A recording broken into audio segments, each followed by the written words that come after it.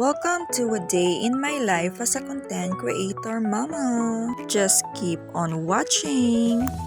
At ayan na nga, binihisan ko muna si Donatella kasi mainit na dito sa taas at pinagpapawisan na ang kanyang likod. At tinalian ko na rin ang kanyang buhok.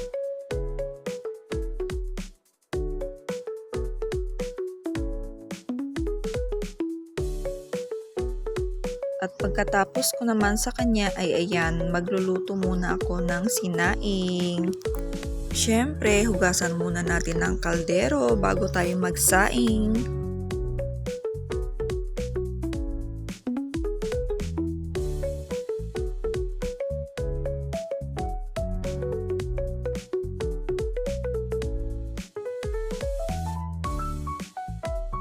At kukuha na rin tayo ng bigas, 5 takal po yan. Yan po ang aming rice dispenser. At ilalagay na po natin sa kaldero at huhugasan na po natin ang bigas.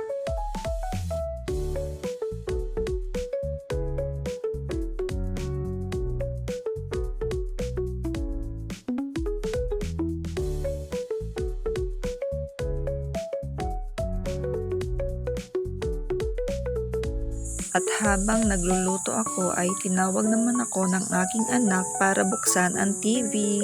Manonood daw siya ng cartoons.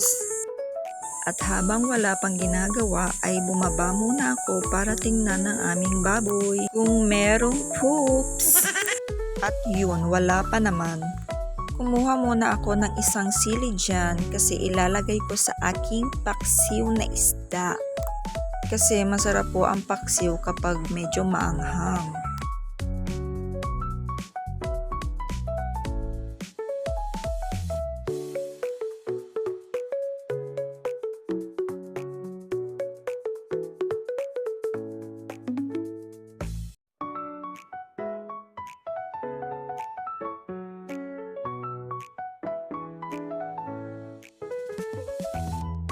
At bumaba ako ulit para tingnan kung meron ng poops ang ating baboy. At ayan, meron na nga.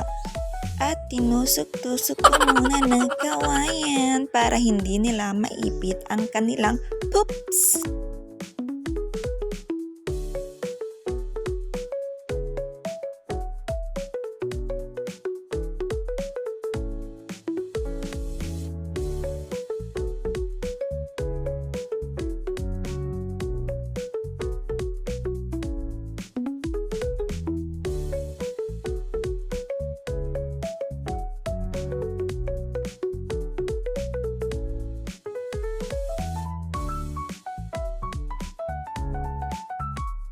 Thank you for watching.